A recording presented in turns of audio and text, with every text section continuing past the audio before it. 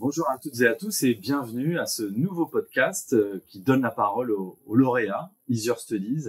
Et je suis très heureux de te recevoir aujourd'hui, Clayton, puisque tu es le premier lauréat qui va être diplômé dans quelques heures d'ailleurs du diplôme d'ingénieur de l'ESB. Bienvenue à toi donc et merci pour ta présence. Donc c'est exact. Merci à toi Antoine. Donc je suis très content d'être ici pour pouvoir partager aussi mon ressenti sur le parcours qui m'a amené jusque-là et également de cette aide aussi financière qui permet aux étudiants de s'évanouir un peu plus durant leur cursus. Alors Clayton, avant de revenir sur ton parcours, tes origines, ton lien aussi avec le bois, j'aimerais bien on parle précisément de cette remise de diplôme parce qu'on est à quelques heures finalement, c'est demain que tu vas recevoir ce diplôme. Dans quel état d'esprit tu es? Plutôt impatient et aussi très ému parce qu'il faut savoir que c'est quand même 3 promos en ingénierie plus les bachelors et BTS qui sont donnés corps et âme. Donc les premières années, deuxième année et troisième année. Je sais que pour les alternants, c'est pas évident parce qu'ils partent au mois de novembre pour leur alternance. Donc c'est aussi un point qui, par exemple, peut chagriner certains. Mais d'un côté, ça permet aussi de redistribuer un petit peu toute cette gestion un peu d'organisation au sein des équipes, à la fois au niveau de l'administration, car bien évidemment l'administration participe à ce gala et à cette remise de diplôme.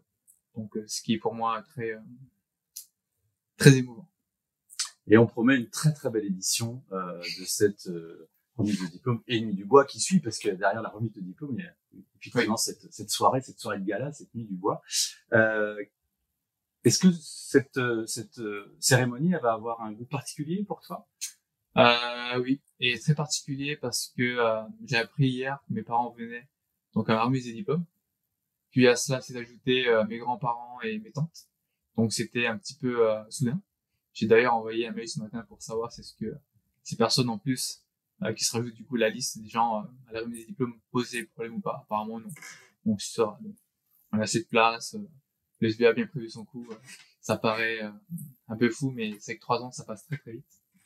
Et voilà, on est à quasiment J-1, moins de 24 heures. Donc voilà, très impression. Ok. J'ai eu mon bac S en sciences de l'ingénieur au lycée Gaston Monnerville de Kourou, donc aussi appelé la ville spatiale, car on a aussi le CNES qui est basé là-bas. Au moment des vœux, après les bacs et les résultats, donc j'ai plutôt choisi de prendre une branche liée au génie civil.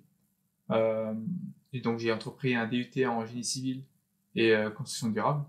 Donc pourquoi génie civil? C'est vrai que ça paraît un peu étrange. C'est vrai que de base, quand j'étais petit, j'étais plutôt passionné par le modélisme. Je me voyais déjà un petit peu ingénieur automobile ou aéronautique. Mais c'est un mélange de situation et également de tempo qui a fait que mes préoccupations sont un peu réorientées. Donc à cette époque-là, mon père faisait des travaux dans notre nouvelle maison. Donc j'ai aidé un petit peu à faire les murs, la charpente, un peu l'électricité. Et je me suis également rendu compte que construire est aussi surtout construire sa maison, est aussi un très gros projet de vie. Donc c'est pour ça aussi que je me suis orienté plutôt vers le génie civil. Et alors, à quel moment est intervenu dans ton parcours l'intérêt sur le bois, sur le matériau bois? On sait, comme beaucoup de monde, qu'en Guyane, il y a une très grande présence de la forêt, notamment tropicale. Comment est né en fait ce goût, ce lien avec le bois? Au cours de mon parcours, je pense que j'ai pu identifier 3 raisons principales. Donc la première, c'est lié aussi à mes origines, parce que mes grands-parents et mes parents viennent du Laos. Donc ils ont fui la guerre d'Indochine en 75. Et ma famille est plutôt agriculteur, donc le bois a aussi un lien avec ma culture, donc à la fois au niveau des instruments de musique, des outils pour travailler la terre, et également des habitats, car nos maisons sont plutôt faites sur pilotis, donc entièrement en bois. La seconde est que au cours de mon stage en fin de DUT, j'ai eu l'occasion de faire un stage en bureau d'études dans lequel j'ai pu échanger avec des étudiants, enfin, du coup des alumni de l'ESB, donc Samuel Wall et Brian Desplanques, qui eux m'ont par exemple parlé de leur parcours sur cursus ingénieur, et c'est ce qui m'a particulièrement plu, sachant que mon projet consistait à dimensionner des structures bois, donc je me suis aperçu que j'ai comme une certaine affinité avec ce matériau. Donc c'est pour ça que j'ai saisi l'occasion d'entreprendre justement ce parcours d'ingénieur bois. Et comment s'est fait le choix de l'ESB? Est-ce que c'est un vrai choix? Est-ce qu'il y a eu, voilà, pour toi, une opportunité parmi d'autres écoles? Ou dès le début, tu savais que c'était ici que tu voulais venir faire tes études Alors, dès le d'ingénieur? début, je sais que c'était celle-ci que je voulais. Puis après, en plan B, j'ai postulé dans d'autres écoles d'ingénieurs. J'ai postulé à l'INSA Toulouse et à l'ENIS à Saint-Étienne, mais également en prépa, sachant que si je n'étais pas en prépa, en licence, pardon, licence professionnelle génie civil à l'université, donc en Guyane, j'ai été reçu favorable à mes 4 choix. Donc j'ai saisi l'opportunité de prendre l'ESV, sachant que j'avais déjà eu des bons retours via les alumni et également via les réseaux sociaux. Car ce qui m'a également conforté dans le choix, c'est une des vidéos qui était tournée avec Monsieur Godevin sur Campus Chanel, où il parlait avec un étudiant de l'ESB sur comment était le climat de l'école, le parcours. Donc c'est une vidéo d'1 heure, je pense, 1h30, que j'ai pu regarder tranquillement chez moi.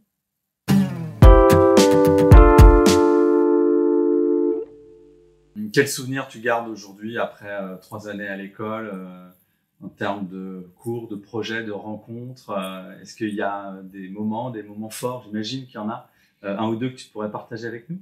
Oui, je pense que les moments forts, il faut vraiment citer le week-end d'intégration, parce que beaucoup n'ont pas la chance ou l'envie de venir souvent en raison de moyens financiers. Donc moi, à cette période-là, j'avais les moyens, donc j'ai pu faire mon week-end d'intégration. Et c'est d'ailleurs l'occasion de voir les autres filières et les autres promos transversalement, donc les bachelors, BTS, troisième année, deuxième année en ingénieur. Et après, il y a beaucoup d'autres bons souvenirs, mais je pense que le second que je citerai serait la vie associative, car on a du centre de projet, c'est vrai, mais on peut également s'investir en dehors de l'école. Donc moi, j'ai fait partie de la Junior du Bois, donc j'ai été chargé d'études, donc pour gérer un petit peu l'avancée du projet et les relations qu'avaient du coup les clients avec la Junior et également avec les intervenants. Donc les intervenants qui sont portés sur ce projet-là, donc en fait, sont les étudiants qu'on sélectionne pour réaliser ces études. Donc concrètement, je pense que ce sont les 2 meilleurs souvenirs que je garderai de mes 3 ans.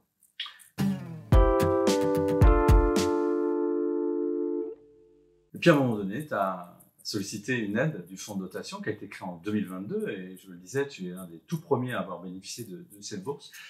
Tu peux nous dire en quoi elle t'a soulagé, elle t'a soutenu dans le cadre de tes études?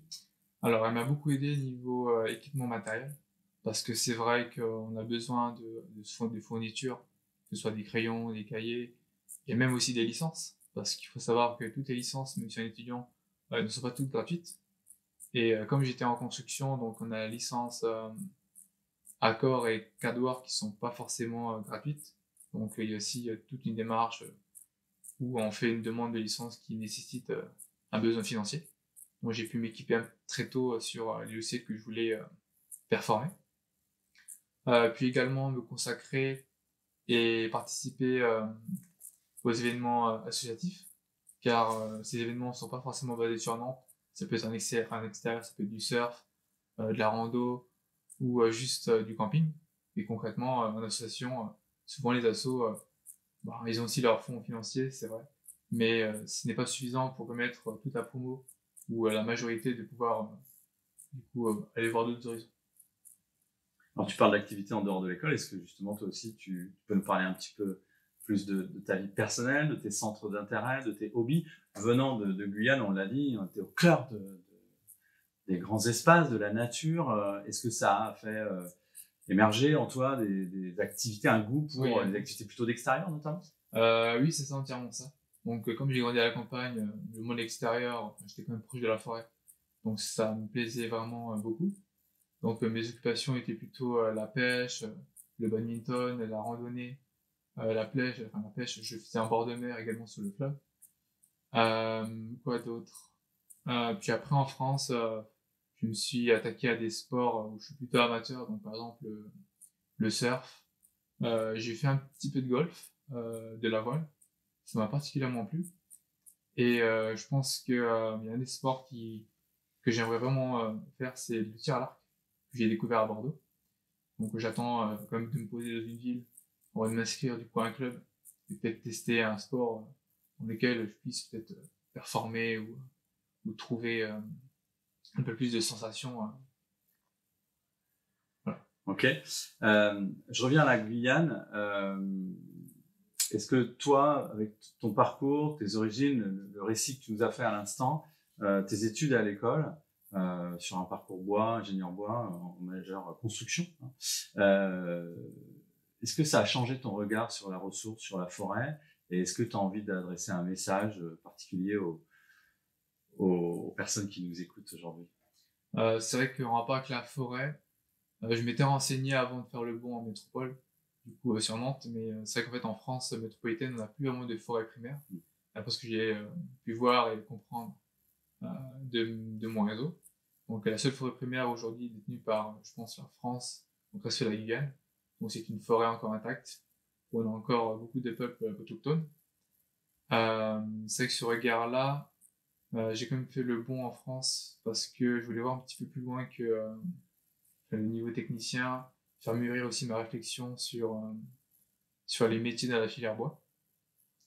Parce que c'est vrai qu'en Guyane, donc d'après ce que j'ai pu voir, c'est plutôt porté sur beaucoup de construction neuve, sachant qu'en France, on est déjà sur une autre version qui est également la rénovation et améliorer les performances thermiques.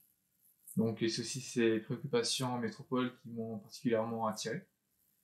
Et voilà, donc c'est pour ça qu'aujourd'hui, pour mon parcours professionnel, je pense d'abord performer un peu plus en métropole pour avoir peut-être un peu plus de bagages. Donc avant de retourner peut-être plus tard, dans 10, 15, 20 ans en Guyane, peut-être pour apporter également mon savoir-faire. Ok, donc la suite pour toi, c'est précisément de trouver du travail dans ce domaine-là de la construction, du génie civil bois. Génie civil, construction bois. Ok. Donc t'en es où de ces démarches J'ai passé un entretien cette semaine qui s'est plutôt bien passé. Bon, après, je ne sais pas si ce que citer l'entreprise est intéressant pour ce podcast. Donc, bon, c'est IBA, donc ingénieur construction, qui ont d'ailleurs des bureaux d'études en thermique, en béton et en bois. Donc voilà, je passais un entretien parce qu'ils avaient besoin de renforcer un petit peu leurs équipes dans le bois. Je dois également passer un appel cet après-midi parce que bon, l'entreprise va essayer de me recontacter justement sur ce podcast.